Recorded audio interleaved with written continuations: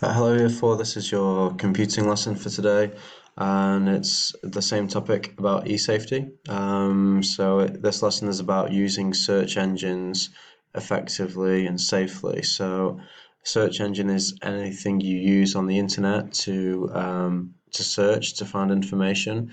The most popular ones are Google, Yandex, in Russia, Yandex, Yahoo, things like that. So there are also attached. So this is your question sheet to have a go at doing today, and there are also some questions for you here.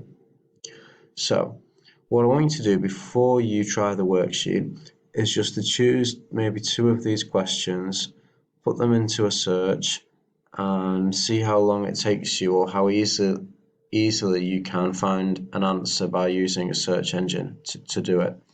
Once you've done a couple, tried a couple, think about what made it easier. Maybe did you make the question shorter, or did you copy it exactly like it is here? Um, did you find the answer in the beginning of the search results, or did you have to look down a little bit further to find the answers? Um, what kind of websites were coming up? Did you get lots of results or just a small amount of results? And just think about those things. Once you've tried with a couple of different ones, choose one more question which you find the most interesting, probably is the best, and try to fill out the questions on this page. So it will give you some steps to go through. You have to write down the question you choose firstly. Choose one keyword from the question which you think is most important in helping you find an answer. Write down how many websites are included in the results. Most search engines will tell you how many results there are. Look at the top three of those results.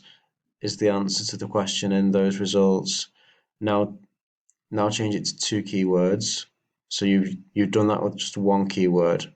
See if it works with two. How many results are there now?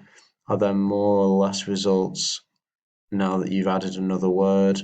And keep adding one more word until you get the answer to your question. So depending on the question, it might vary. Let's see how many words you need to have in order to get the correct answer there.